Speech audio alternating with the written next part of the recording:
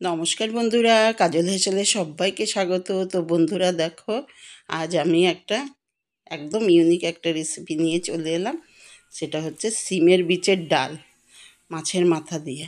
দেখো, এই সিম বীজগুলো ভিজিয়ে রেখেছিলাম, দিয়ে এগুলোকে ছাড়িয়ে ছাড়িয়ে এই যে চোকলাটা ফেলে দিচ্ছি, ভেতরের ডালটা নিচ্ছি।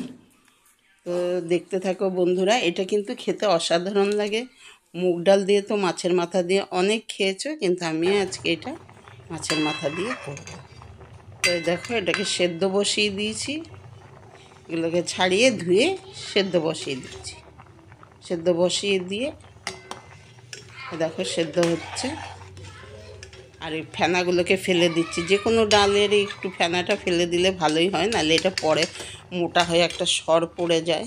ওই জন্য এটাকে সেদ্ধ করার সময় এই ফেনাগুলো কেটে কেটে ফেলে দেবো।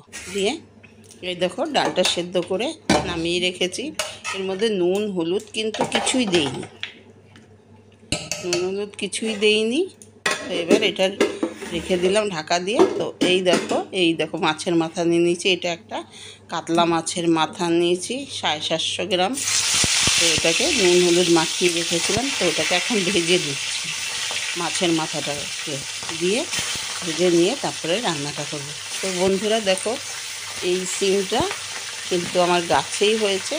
সেটাই যখন এখন আর লাস্টের দিকে আর মানে সিমগুলো খেতে আর ভালো লাগছে না, তখন এই বীজগুলো বের করে নিয়ে একটু বেশি পাকা পাকা মতো হবে, তখনই এটা করতে হবে। দিয়ে এটা নামিয়ে তারপরে ছাড়িয়ে ভিজিয়ে রেখেছিলাম। দিয়ে তারপরে 2-3 ঘন্টা ভিজানোর পরই এটা ছাড়ানো যায়, যেহেতু একদমই টাটকা গাছের জিনিস।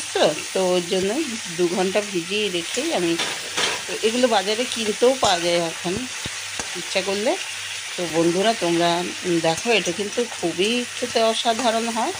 তো এটা এগুলো বাজারেও কিনতে পাওয়া যায়, ইচ্ছে করলে তোমরা বাজার থেকে কিনেও কিন্তু এখন বেশ পাওয়া যাচ্ছে, কিনেও এটা করে খেয়ে দেখতে পারো। এমনি যে আমরা ডাল খাই, তার থেকেও কিন্তু অসাধারণ স্বাদ লাগে। মাছের মাথা দিয়ে যে মুগ ডাল একটা আলাদা স্বাদ, এটা কিন্তু দুর্দান্ত হয়। গরম গরম ভাত, রুটি সব কিছুর সাথেই খাওয়া যাবে। তো যেহেতু মাছের মাথা দিয়ে, তো ভাত দিয়েই অসাধারণ লাগে।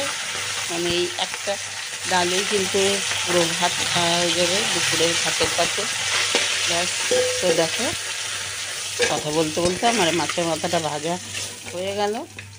দিয়ে যে তেলটা রয়েছে ওর মধ্যে আরেকটু তেল অ্যাড করলাম। রান্নাটা কিন্তু আমি সর্ষের তেলেই করছি। তো দিয়ে এর মধ্যে দিয়ে দিলাম শুকনো লঙ্কা ফোড়ন আর জিরে শুকনো লঙ্কা ফোড়ন দিলাম। দেওয়ার পর এখানে একটু কুচানো পেঁয়াজ দিলাম। একটা পেঁয়াজ আমি কুচিয়ে রেখেছিলাম, সেটাকেই দিয়ে দিলাম এখন। দিয়ে একটু ভেজে নেবো হালকা ভেজে নিচ্ছি এটাকে।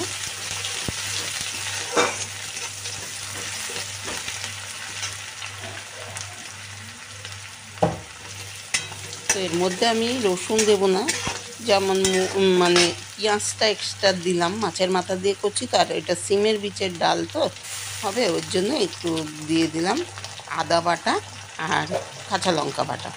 কাঁচা পাকা লঙ্কা অল্প বেটে নিয়েছি 7-8টা। এটা একটু ঝাল ঝাল হলেই কিন্তু ভালো হয়। আর দিয়ে দিলাম আদা বাটা, 1 ইঞ্চি মতো আদা করে বেটে নিয়েছি। তো দেখো, আদা আর কাঁচা লঙ্কা বাটাটা আমি একটু পেঁয়াজ ভাজার সাথে একটু ভাজা করে নিলাম, ভেজে নিলাম, যাতে কাঁচা গন্ধটা চলে যায়, তার জন্য অতটা সময় ভেজে নিলাম। আর কাঁচা লঙ্কা ভাজার সময় খুব কাশি হয়, আমার তো এই রান্নাটা করতে করতে একদম কাশি পেয়ে যাচ্ছে। তো দিয়ে এর মধ্যে এবার টমেটো দিয়ে দিলাম।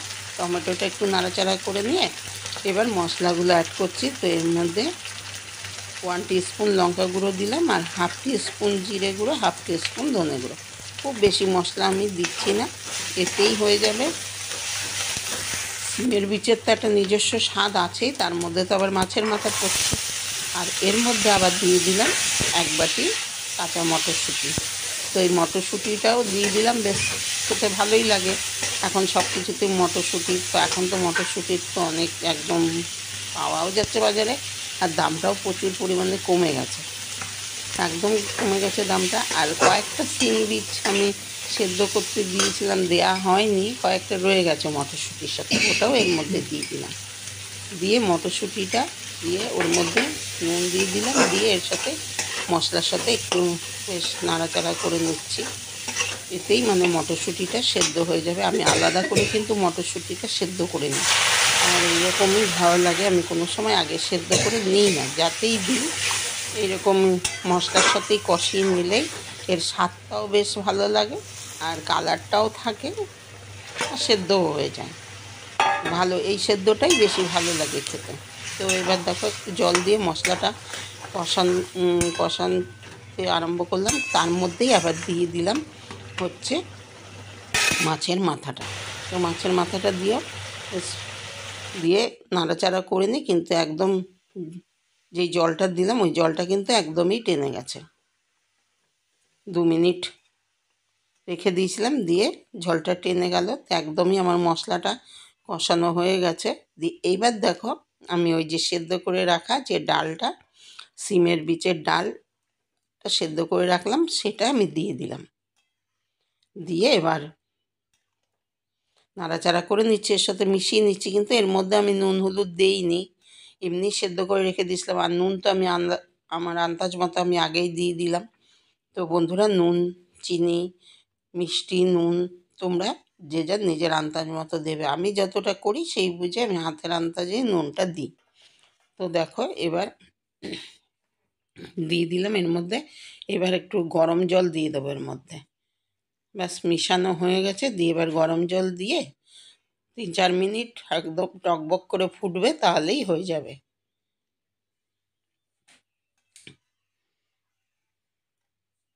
ব্যাস আবারও ভালো করে মিশিয়ে দিলাম এর সাথে ডালটাকে। দিয়ে এবার টকবক করে ফুটলে একটু গরম মশলা দেবো, কয়েকটা চেরা কাঁচা লঙ্কা, এতো ফুটে গেছে। 3-4 মিনিট ফুটিয়ে নিলাম। তো কয়েকটা চেরা কাঁচা লঙ্কা, গরম মশলা দিয়ে নামিয়ে দেবো। আর হচ্ছে নামানোর আগে দিয়ে দেবো অল্প ধনে পাতা। তো বন্ধুরা, তোমাদের আমার আজকের এই সিমের বীজের ডাল কেমন লাগলো? আশা করি সকলের ভালোই লাগবে। আর দিয়ে দিলাম একটু চিনি ব্যালেন্সের জন্য, দিয়ে দিলাম গরম মশলা গুঁড়ো। তো বন্ধুরা, আশা করি সকলের ভালোই লাগবে। যদি ভালো লাগে অবশ্যই একটা লাইক দিয়ে দেখা শুরু করো। আত্মীয়-স্বজন, বন্ধুবান্ধবকে অনেক অনেক শেয়ার করে দিও। আর আমার চ্যানেলে কেউ নতুন বন্ধু হয়ে হলে চ্যানেলটিকে সাবস্ক্রাইব করার অনুরোধ রইল। পাশে থাকা বেলটি অবশ্যই প্রেস করবে, তাহলে আগামী দিনে যত নিত্য নতুন রেসিপি আমি দেবো তার আপডেট সবার আগে তোমাদের কাছে পৌঁছে যাবে, সবার আগে তোমরা দেখতে পারবে। একদম আমার রান্না শেষের পর্যায়ে। এবার একদম গ্যাস বন্ধ করে দেবো। তার আগে একটু ধনেপাতা দিয়ে দিলাম, দিয়ে একটা সার্ভিং বলে নামিয়ে নেবো, তাহলেই হয়ে যাবে, সার্ভ করতে সুবিধা হবে। তো বন্ধুরা, এতক্ষণ তোমরা দেখার জন্য তোমাদের অনেক অনেক ধন্যবাদ। সকলে ভালো থাকবে, সুস্থ থাকবে।